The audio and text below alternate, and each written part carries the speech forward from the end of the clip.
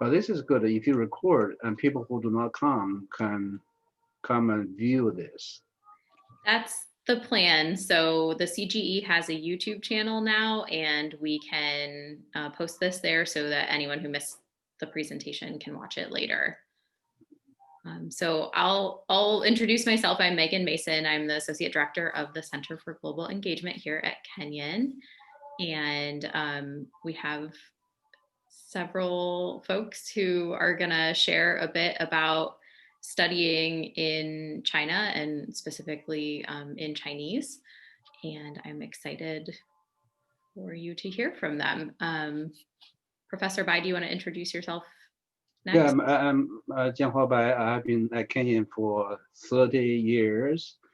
I have visited many study abroad programs. Actually, the office we use called off-campus studies, now called the Center for Global Engagement. One of the cool things was to team up with a staff member from that office and travel to China, visit programs. So students who have any questions about studying abroad programs or other questions, feel free to come and talk to me. Great. And then we have two representatives from our programs here. So we have Torey from CET, and we have Mikaela from Middlebury. I'm pointing in the directions that you are on my screen. I don't know if everyone else sees it in that way. But thank you both for joining us today. We really appreciate having you here. I wanted to give just a really brief overview of how off-campus study works at Kenyon. I'm not sure what year everyone is. You're welcome to use the chat if you'd like to. But basically, off-campus study at Kenyon is typically done in your junior year, and the application for that takes place in the sophomore year. So if you're a sophomore, now is the perfect time to be thinking about and looking at and deciding to apply for programs. There's two steps to the process. The first is Kenyon approval. So you meet with someone in the Center for Global Engagement, and we talk about program options and open up your program application in our database, which is called Studio Abroad. And then that gets reviewed by our deadline of February 15th. And once that's approved, then you can apply directly to your program. So that's step two. And they have different deadlines for the program applications, depending on when you want to go. And so most people go either fall or spring of their junior year. We also have more than 20% of the people that go off campus go for a full academic year at Kenyon, which is actually pretty high compared to a lot of our peer institutions. So we're proud of that, and proud that it fits into any major on campus, and about half of our juniors go every year. So another thing that's important to know about off-campus study at Kenyon is that financial aid applies for off-campus study programs. So you pay Kenyon tuition, room, and board when you go. We pay the program their fees, and then that will cover your housing and food costs as well as your program fees.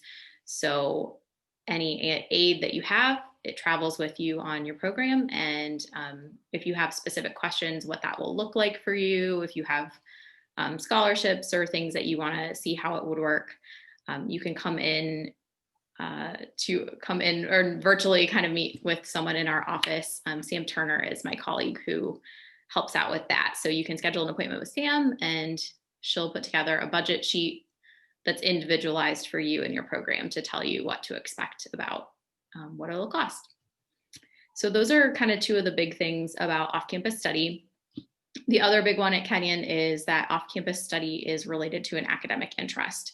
So often that's your major, but it doesn't have to be your major. So if you are studying Chinese, but you're also in a different major, you can absolutely go on a program focusing on your Chinese language learning. It just is something that is academic and something that you have shown kind of an academic interest in for you. So it doesn't have to be specifically your major, although for many people it is. So that's kind of the most important thing that we in our office are looking for, is to help guide you towards programs that fit with the academic goals that you have. So that's the main thing I wanted to kind of cover just to get that logistical part out of the way. Professor Bai, do you have more that you want to say about specifically for the Chinese major or minor, how off-campus study fits? I can talk about that maybe after Tara and Michaela's presentations. Sure, perfect. Mhm. Okay, who wants to go first? I can go first. That's fine. Go ahead. Okay, perfect. So as Megan said, my name is Torey Moore. I work with CET academic programs. I'm going to show you all a very short presentation about the approved programs for Kenyan students. So bear with me as does everyone see, or maybe Megan or someone can thumbs up? Perfect. Okay, so CET, we're a study abroad provider. We have been working with Kenyon for quite a few number of years. We have programs that are actually across Greater China. Here you will see that these are the different locations we have, but the program in Beijing is the one that the majority of students from Kenyon will go on if they go on a CET program. It is automatically already approved, it has been reviewed, the courses automatically transfer back, but it is a language intensive program. You'll notice that on this chart, they will list, there's a variety of programs from beginners, have never taken Chinese, all the way up to students that are basically on the verge of fluent. And they range in Beijing, Harbin, Kunming, Shanghai, and Taipei. In Beijing, the program, we run it every single semester. So you can go during the fall term, you can go during Jan term, spring, or summer. Summer, you would not be able to use your Kenyan institutional aid for. But this gives students the ability to really explore the opportunities in China that is a language intensive on any academic term they're looking for. As I'm saying, the intensive language, it is as the name says. You're going to be doing 20 hours per week of Chinese language. There's one-on-one drills, one-on-two tutorials, full-time language pledge. And then we have other curricular activities that are designed to help you with your fluency and to increase it at a higher level from your oral proficiency exam on the OPI of over 2.5 points above from where you started. Bai Laosha actually knows this program really well and all the CET programs. He's been an academic advisor for them for a number of years. And a lot of the students that go on our program do not struggle with the language because you have good Chinese courses at Kenyon. So be happy and count your blessings on that one. The nice thing about it, obviously, is it's a total immersion. We do have a language pledge, which I mentioned, which has 3 strikes. The great thing is Middlebury's programs do very similar things where they have a 3-strike rule where if you break the language pledge, you can be asked to leave, but that's under kind of extreme circumstances. We do have language practica, so it's really important for you to look at the academic component of it and then for you to determine how much Chinese you want to take. The great thing is we do have weekend trips as well throughout the semester and terms. That way you can go and see other areas in China. So you go to, when you're in Beijing, we'll take you to the Great Wall at Mutianyu, in different areas outside of the city, in addition to Forbidden City, historical sites, and museums. So you can really see a lot of area within the greater Beijing region. And then there are other opportunities to individually travel on the weekends, but we advise students think about that after they've arrived on site because you are going to be really busy with language and then the already included trips. Here's an example of the Jan term program. I'm just going to kind of skim over that. So determine what term you want to go and what work fits into your academic progress. Just know that we have programs that will be every term. Housing, so you're not doing homestay, which some students can find a little challenging at times. The housing is a dormitory style housing, but I speak of this as if COVID hadn't happened or if there is a vaccine readily available. Students would have a 1-to-1 ratio, 1 local Chinese student and 1 local US student. The Chinese student signs up to live with the local, or will live with the US students, help you with language acquisition, teach you local hotspots, how to get around the city. You know, I've been to Kenyon, you drive most places, or students ride bikes and walk. In Beijing, you'd be taking public transportation, you could take the bus, you can take the metro. So it's nice to have that peer that is there to help you circumnavigate the city and be additional layers of support outside of Kenyon support before and then the support they offer and our office offers while you're on site. So what's included?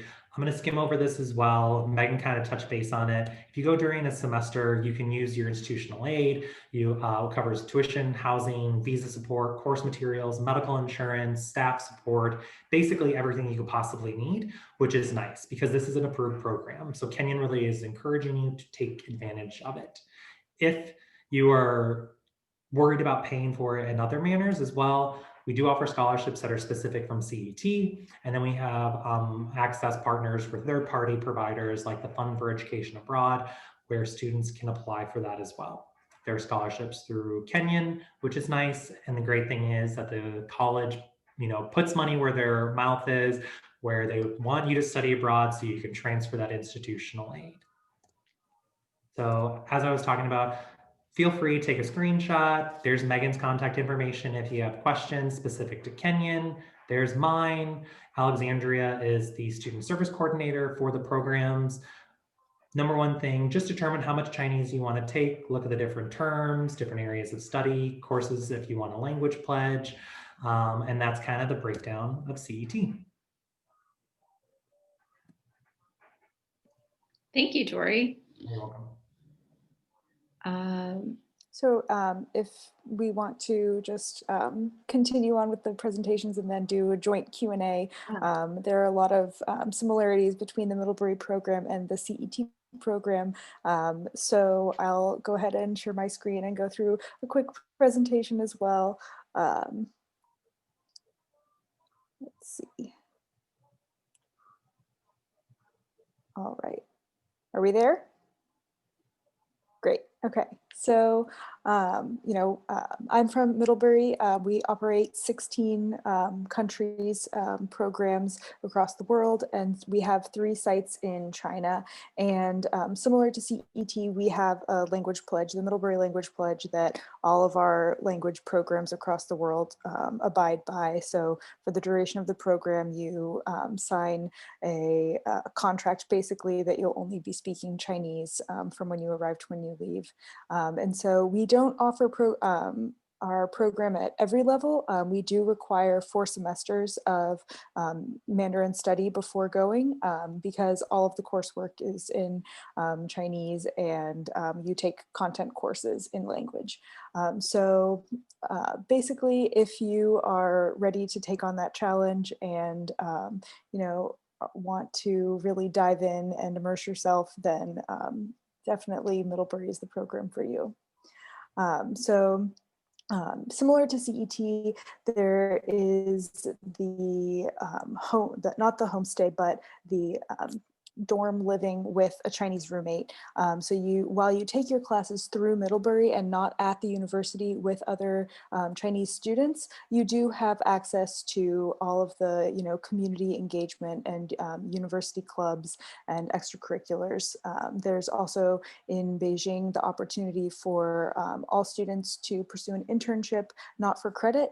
And then it does say here that you can direct enroll, but that's generally reserved for the second semester if you go for a full academic year. And as mentioned, the pairing with the student roommate is really integral to the experience because the students are invited to pretty much all of the activities that the Middlebury staff organize. So you really have that bonding experience. If you go on a day trip, you can bring your roommate. Your roommate might come to different organized activities, and it's a really good way to get a sense of what university life is like and to create those connections. The student in the middle of that picture is a Kenyan student, Nick. I don't know what Nick's Chinese name is, but he just did a Fulbright last year in China. That's awesome. Thank you. I didn't know that. That's great. And so we have 3 sites in Beijing, Hangzhou, and Kunming, and they all offer kind of, you know, different flavors and different concentrations based on what you might be interested in academically. So in Beijing, the host university is at Capital Normal University, and CET has been working with them for, I think, you know, 30 years or more. And being based in, you know, the economic center, there's the opportunity to get involved in, you know, business and, you know, politics, and it's targeted more towards those kind of majors if you're interested in econ or poli-sci. And so at all of our programs, the structure is one course that is universal to all students on the program, that is specific about the site. So in Beijing, it's Experience Beijing. Then there's a one-on-one tutorial to really, you know, develop your Chinese proficiency. And then you would take 2 elective courses that are also offered by Middlebury. And those vary from year to year, but there's a, you know, generally the ones that are more popular are taught again and again. And those are updated on our website too, but here's an example. And then in addition to the coursework, there's a trip that's organized, the traveling seminar that goes to the Xi'an province area. And it's basically designed so that students have the opportunity to, you know, have that on the ground experience and get to know in depth what, you know, life is like, and to have those interactions with, you know, Chinese people, and to kind of get that outside of the classroom learning. And then Kunming has a similar structure, as I mentioned. Instead of the Experience Beijing, it's Kunming Impressions. And Kunming is in one of the most biologically and ecologically diverse areas in China. So the host university is Yunnan University, and there are a lot of environmental science courses that are offered. And the Yunnan province is also known for being some of the most ethnically, one of the most ethnically diverse areas. So if you're interested in anthropology or other areas like that, this would be a good option. And then because of the environmental studies element, there's the Global Partnerships for Sustainability, where there's a trip that goes into the you know, field sites and helps to provide a little bit more understanding of what's going on in the region, and how the environmental science and the local culture are entwined. And finally, we have Hangzhou, the garden city, and it's you know, a place that focuses a little bit more on the humanities. So if that's your area of interest, it's a good option. And again, Hangzhou studies and the one-to-one tutorial and the elective courses are the academic structure. And then you know, no matter which you choose, there is definitely the opportunity to, you know, network and use the vast array of resources, both through Middlebury and CET, because Middlebury works in cooperation with CET. We have a special relationship, and it's easy to apply. Again, you do have to have the 4 semesters of Chinese. And again, once you meet the February 15th deadline for Kenyon, then you have a month to get your application in for Middlebury if you're applying for the fall or the academic year, and then the deadline is later for the spring.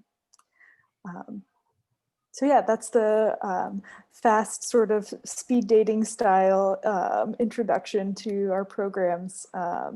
But if you, I guess, have any questions, or if we want to have Professor Bai talk a little bit about what his impressions of the programs are from students and his experience with them, go ahead. Okay, that's great. I would follow up. I want to start by first thank Meghan to get Torey and Mikaela to come and talk to us. And thank you, Torey and Mikaela, for your introduction. Both programs are on the top of my list when students come for recommendations, because we have sent students to both programs and they came back, and you can see the progress they made, the friends they made, and then the cultural immersion experience they had, all positive. So you have my support. I think the first thing I want to say is I'm a strong supporter of studying abroad. All the students I have worked with who have studied abroad made tremendous progress that they would not make here on the any American campus, although we have one of the best programs. The reason is that in addition to the immersion they were talking about, I think the other thing that they could provide and we cannot on any American campus is the small ratio. Basically, you go to the classes, you have a lot of attention. Based on my observation is 1 to 3, 1 to 4 faculty to students ratio. So you have a lot of opportunities to practice your Chinese and also studying other subject areas. And then the faculty, comparatively speaking, both programs, faculty are well trained, very stable. That some of them have been there for a long time, very caring, very attentive. I think when I talk about study abroad programs, I think one time a student came to me and said he has difficulty getting permission from his dad because of concern about safety and other matters. I think when I think about these two programs, they achieve a good balance of student support, safety and structure and everything else, and also enough freedom to experience the culture, to immerse yourself in the culture. I think that's another good thing I want to say about the both programs. I think a larger reason I support study abroad is I'm thinking about the study done by Professor Tony Wagner at Harvard, and he has done some major research, survey of some of the best companies and then places, and ask one simple question. And are we producing, I mean, we meaning higher education, producing people that fits nicely to your needs? And then the results, the research results are not very positive. I think oftentimes we produce people who are book smart, not necessarily quickly adapted to the working environment. And then he created this the list of 6 essential skills you have to develop in order to meet the needs of the real world. One of the major ones is solving real life problems with creativity. I think being abroad, getting familiar, learning to be comfortable with the entire new learning environment, working environment is so wonderful. So both in terms of the learning to achieve, learning to function in a totally different environment is a major opportunity for you to grow yourself in addition to the language gain I was talking about. So I'm a very strong supporter. So now the question is where to go. I mean, which program to choose. I think I said both programs are wonderful. I think when it comes to where to go, I think the best thing for students to do is to talk to advisors. If you're doing political science, you talk to a political science advisor, and one of us, like Sun Lao Shi and I, will provide the information. Advising is a very important part of the studying abroad experience, because you want to make your studying abroad a integrated or integral part of your Kenyan education. I think the to make best use of your studying abroad is to talk to professors on how you integrate your studying abroad, both in terms of language learning and as a content areas. So plan ahead. Talking to advisors, that's my first piece of advice. The second thing is to talk to the program director and the teachers. Oftentimes, you can contact either Torey or Mikaela. They can connect you to their directors, the few directors in China. And you can talk about their unique characteristics of that particular program. For instance, for the CET programs, some of our students who are in economics, for instance, who are interested in business, often go to Shanghai program because of their study of Chinese, and also the opportunity to do some kind of internship, get connected, do the networking with the real world. So that's another thing. For people who are majoring in Chinese and they go to their Beijing program, because it's intensive language learning, you make so much progress within a short period of time. And for people who has a research project already, for instance, maybe the Middlebury in Kunming is a good choice, because one of their strengths is the one-on-one Mikaela was talking about. I think they're still doing that. They have been doing that for a long time. And the CET Harbin program does something similar.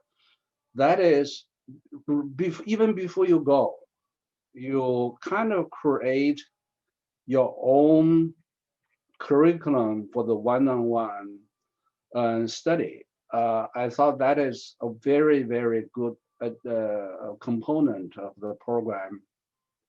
Say if you want to study 少数民族 minority groups, one of our students did the impact of economic development and the tourism in the Kunming region. So if you have a research project, talk to their directors and try to arrange for this one-on-one research project. So that's my first thing. You want to do some advanced planning, talking to the advisors here and talking to the directors and teachers over there. Another good source of advice you can get is students who have been there and studied there. So I always connect you guys, I'm talking about the students here, to people who have been to these programs, and so that you can learn how to make best use of your time. So that's one thing. The other thing you want to remember is a semester is very short. So with advanced planning, once you get there, you don't want to lock yourself in the classroom. Both programs have very intensive workload. That's how you learn. So that's wonderful. But you don't want to spend all your time in your dorm room, in the classroom, you want to take advantage of their opportunities to reach out, to immerse yourself. I think both programs have kind of structured language practicum to guide you, to push you in some way to experience China, to do field research. I think that's something you want to remember. You should go out. You should experience, talk to people you don't know, interview people about asking questions about a research project. I think that's another thing I want to emphasize. Another thing that's unique about both programs, they have a Chinese roommate, and some of our students make very good friends and have been in touch. I think the final thing I want to say is the word networking. Talk to your host family, talk to your Chinese roommate, and I think that's another good thing you should. Another thing is talk to people. For instance, some of our Kenyon is very successful in getting Fulbrights every year. Some of our students who have been abroad have set up connections with their professors or sometimes through internship. When it's time to apply for Fulbright or any other U.S. scholarship or critical language scholarship, or the Gilman or the Boren, and some of the Meghan has all the information about this wonderful scholarship, either during Kenyon studies or after Kenyon studies.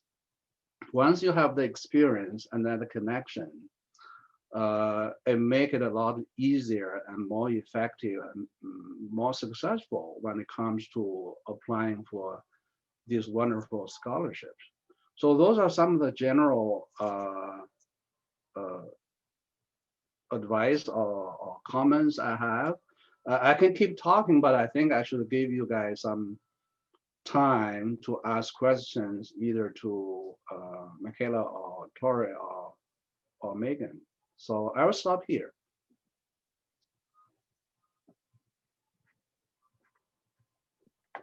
Thank you. If people want to unmute themselves, or you can also post in the chat and we'll see questions that way. I have a question. Thank you for the presentations. They were really helpful. I just wanted to ask about summer for either program, studying abroad in the summer. Would it be a similar experience to the fall and spring semesters, or how would it differ, I guess? Yeah, that's a good question. I can get started. It's at Kenyon, especially for people who are science majors or people who are in the swimming team or because they sometimes during the regular semester they cannot go out. So the only choice is the summer. I think Torey mentioned the Gen term, which is the winter in Beijing, and also the summer programs, very, very similar, except you don't have much experience doing internship and things like the three Middlebury programs do not have summer programs at all. But the CET does. CET has a very good summer programs.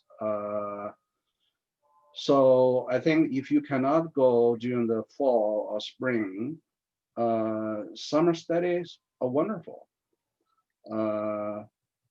I have a video from a student who did a summer program in Taiwan. She wasn't able to be here today. Otherwise, I would have invited her. You want to play that? With you? You want to play that? Yeah. Can I share my screen and I will play that?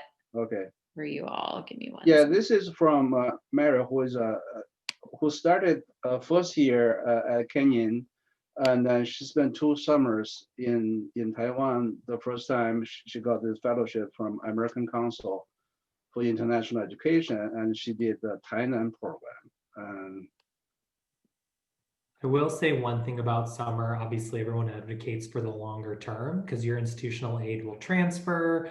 You get to be in, China for a longer period. But as Bailaosha said, sometimes you're not able. So just make sure that technically it costs more per day, I will say, and there's less money available.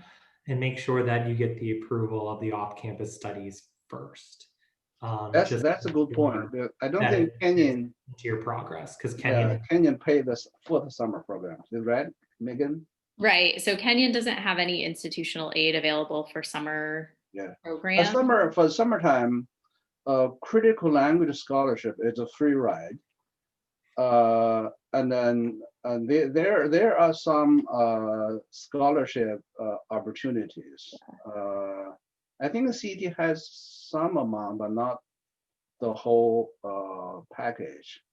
Yeah, I usually tell people the most common source of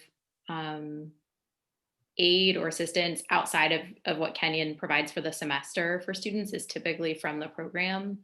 But we do also have students who get the critical language scholarship every year. We also have students who get the Gilman scholarship, which is for students who have a Pell Grant, which is a part of the federal financial aid. That's not always available for summer, but is available if you're a STEM major. So that's an option. And then there's a lot of smaller scholarships that are out there and that exist, and that we can help you apply for if you meet the qualifications for those smaller scholarships. So there's typically something out there to offset. The CLS is probably the only one where you're going to get a fully funded summer experience. So just I think for students, you can, if you need money to study, you should also talk to different departments. For instance, Asian Studies, 1 or 2 summers supported, not the whole thing, but some money for studying abroad in China and in the Asia areas. Yeah, that's that. But the study program in China are not as expensive as the American tuitions. I don't know how much it is now, Torey. Basic tuition plus room and board from CET for 1 summer, approximately how much? Your mic is okay. Tuition, room and board and everything is around $7,700, but that's for 9 credit hours. Yeah. all right, so let me go ahead and show you this video. Can you see it okay? Yes. Okay, great. Hi, my name is Mari Holben. I use she, her, hers pronouns. I am a current junior double majoring in women's and gender studies and modern languages and literatures.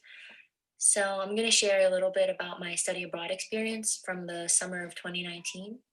I attended the Taiwan Intensive Summer Language Program in Tainan, Taiwan, through the American Council Study Abroad Program. During the program, I completed an intensive Mandarin language course and was able to study 1 year's worth of Chinese in 8 weeks. So my motivation to study abroad stemmed from my passion for studying Chinese, which all began my first year at Kenyon when I took Professor Bai's intensive introduction to Chinese. I originally took the course to fulfill my language requirement, and also because as a Chinese American adoptee, I had always wanted to learn Chinese. So once I started taking the course, I kind of fell in love with studying the language. So when I learned about the study abroad program through Professor Bai, I decided I should apply. So once I was accepted into the program, of course, I was very excited, but also the reality of what I was choosing to do was very daunting and it gave me a lot of anxiety. I was going to be like going across the world alone, like not knowing anyone. And I was going to be putting myself into a language environment that I wasn't completely comfortable in. So that being said, I never ever would have imagined how much studying abroad would have changed my life. Like even now, over a year after my experience, I can't even put into words fully how amazing my experience was. So like during the first few days, of course, I was a bit uncomfortable. I was adjusting to the weather, the humidity, jet lag, and then just getting to make friends and know the other students in my program. And then also the challenge of like navigating my new environment through the use of my language skills, which were pretty low. Um, Not only though through the support of the program staff and my classmates was I able to adjust and like have strong relationships, but also through the relationships I formed with my Taiwanese friends. Um, so like through my study abroad experience, I was able to gain a better understanding and perspective of transnational relations and global issues in general, while also improving my language skills. And I really am not the same person as I was before I studied abroad. And I've been like so inspired by my experience that I'm hoping to study abroad again in Taiwan in the spring if everything works out. And even prior to my study abroad experience, I had had the privilege to personally travel abroad with my family to China for a few weeks. But this prior traveling experience compared to my own study abroad experience was completely different. And my study abroad in Taiwan like really allowed me to explore my own identity as a Chinese American who grew up in the United States, and I was able to grow a lot as a person. So if I were to provide any advice, it would just be that if you're in any way inclined or considering studying abroad in itself, like that's just a clear sign that you should. Um, Obviously, consult your advisors and people in your life that you trust, doing what's best for you in the end. But I'm a firm believer that everything works out how it's supposed to be and everything happens for a reason. So I think whatever anxieties you may have about the process in studying abroad or going abroad itself, um, I guarantee that it will work itself out in the end for the best, and the benefits that you reap will greatly outweigh any of the downsides or anxieties you may have. So I'm more than willing to share more about my study abroad experience with anyone who is interested or just talk about study abroad in general. My email is holben1@kenyon.edu. So please don't hesitate to reach out. Thank you. Bye.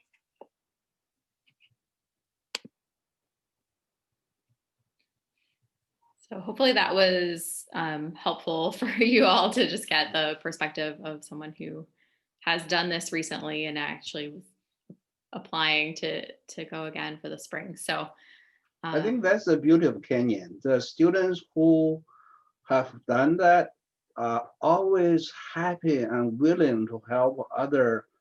I call them little sister and little brothers. You know, we have people who are in the foreign service now. We have people who are in the business. We have people who are in the academia. I'm talking about students who studied Chinese before here at Kenyon. So whenever I ask them, I say, okay, I have this student who wants to do A and B. Can you give some advice and then spend some time answering questions?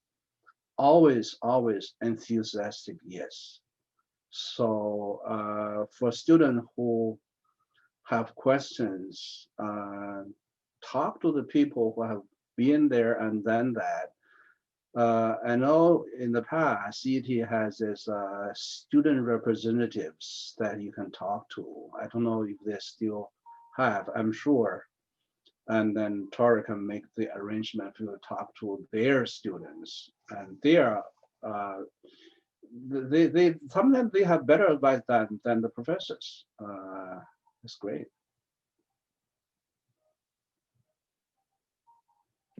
what other questions do people have?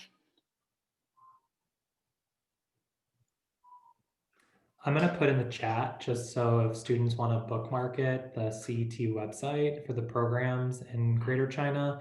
And if you'd like, as Bailaosha was saying, on each program, that gives you the option to connect with an alumni from the program. So if they know students will reach out, and you're more than welcome to send them an email. If you don't see one for that specific program, just let me know. And I'll have the contact page for me as well, so that I can put you in touch. Also, Megan's a really good resource that she can find Kenyon students specifically if there's questions that you have, and so can Mikaela.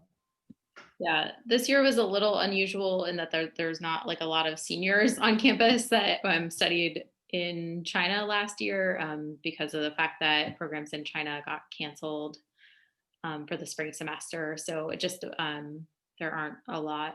And also the fact that, as you all know, the seniors aren't on campus anyways. So it's a little bit unusual this year, but we do have that alumni network going back further. So it might be someone that graduated a year or 2 years ago, but we can find you someone to talk to if you have questions. Yeah, not many people know about CET's Gen term. It's a month-long, very intensive study during the wintertime. For people who cannot go there for 2 semesters for various reasons, a Gen term plus a spring or Gen term preceded by a fall term is a good idea, especially if you're going there in the spring semester. Spend a whole month getting yourself trained in the Gen term is also a good idea. It's very intensive, but because it's so short, it's not as painful, you know. Before you feel that, it's over. So it's very intensive study for 4 weeks, and then your language is much stronger by the time you get into the other programs such as Kunming. Kunming and Hangzhou have been popular for Kenyan students in the past.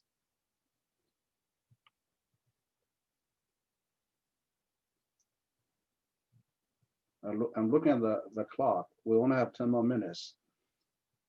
Questions from our wonderful students?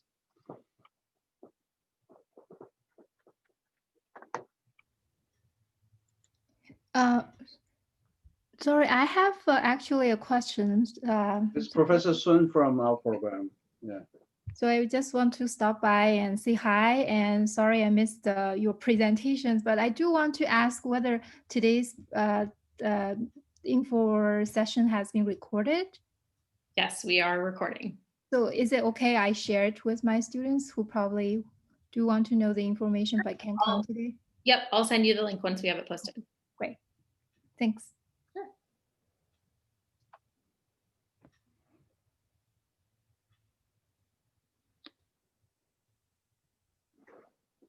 I'll make one more comment, like the elephant in the room as it relates to COVID.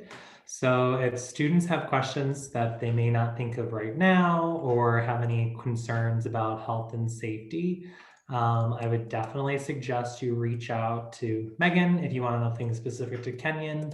But if you want to know what's happening at CET, and Middlebury is actually following very similar protocols that we do because we work really closely in the same facilities. There's in the chat right now that we put, it's called our post-COVID playbook, where you can see everything that we're doing for social distancing, cleanliness standards, everything as it relates to health and safety, because obviously China is handling it a lot better than the US is currently. So I think it's helpful for you to be able to see just the different things that we're doing, because every state in the US is different, but then obviously even cities within states are different. So it's nice to see what's being, how it's handled at each site in China. So Torey and Mikaela, what's your plan for opening up the classrooms? Do you have any? I know your foreign service FS program is going to be in-person instruction soon. How about the other programs? I mean, at this point for CET, it just depends on if students are going to be, or if US citizens will be allowed to enter the country. Currently, the US is on the red no-go zone. So even if, like, I have a tourist visa that's good for 10 years, if I wanted to enter China, I couldn't do so. So students aren't even able to get visas to go to China in the current time. Thankfully, because Kenyon has such an early application deadline for students that are at this info session, hopefully in a year, this will be a completely different conversation. But obviously we all thought in the beginning that COVID would kind of be like H1N1 or bird flu and kind of dissipate quicker, but we're basically coming into a year on it. So we're playing it by ear. That COVID playbook kind of tells you each location, what we're doing. But currently more US citizens can't even enter the country. We're hopeful, but we don't know.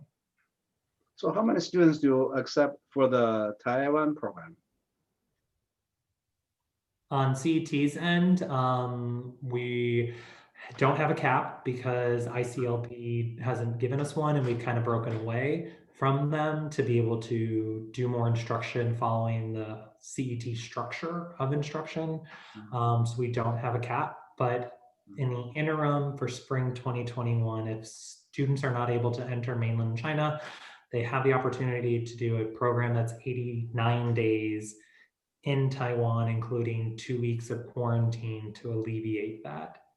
That is not officially approved through Kenyon, so I don't want to talk too much about it, but there's contingency plans for Taipei in the event that mainland China doesn't work.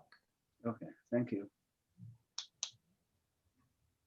Do you want to mention anything, Mikaela, about COVID for Middlebury? Yeah, I'll just say that for spring, which I don't think that this session is geared towards students who are going, planning to go in the spring, but Middlebury is going to be releasing their decisions.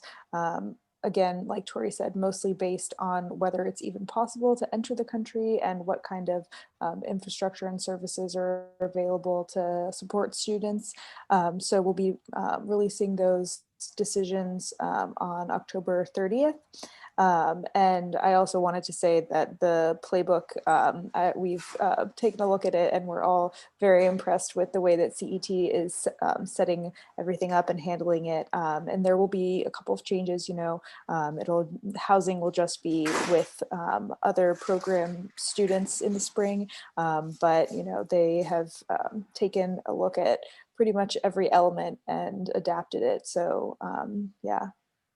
We're hopeful that if students are able to go, then they'll be supported to be able to take in-person classes and have as close to a normal study abroad experience as possible right now. So what's the policy now in China? Everybody has to quarantine for 2 weeks, right? 14 days. That's if you're Chinese nationals and allowed to enter or coming from the European Union. US citizens can't even go, period. Mm-hmm. Yeah, for our Chinese citizens who returned in the summer, it was a 2-week quarantine. But cities like Beijing and Shanghai, they haven't even had, Beijing went like 40 something days without even a single case. So there's in some way it's safer there than here. Yeah, it is. Yeah, we'll keep our fingers crossed that the whole thing will open, and so that our students can go back to normal studying abroad experiences. Right. I think the moral for people who are looking to next year, just from our perspective, our vantage point is that we like to say that it's our job to do the worrying. And so it's not really your job to worry right now. Planning ahead is good. Paying attention to what's going on in the news is good. Having realistic expectations as we get closer to the time that you'd be going is important. But for right now, kind of plan for what your ideal scenario would be and what makes the most sense for you in terms of your plan at Kenyon. And then if circumstances necessitate that we shift and pivot those plans, then that our providers that we're working with, these programs are doing a really good job of considering all of the safety and health considerations, as they always do, even not just pandemic related things. And so we try to work together with them to figure out what is the best solution for our students. So we will absolutely be continuing to look at that very regularly all the way from now until anyone would be doing off-campus study programs.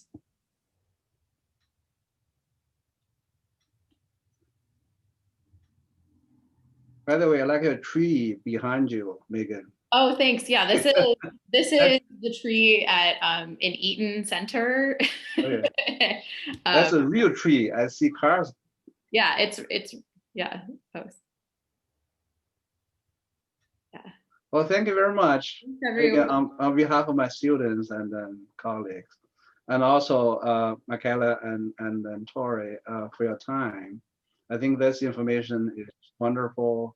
I'm glad you taped it, and we can show that to the students who are now very stressed out because there's so much work with the current situation. I think I understand why there are so few students today here.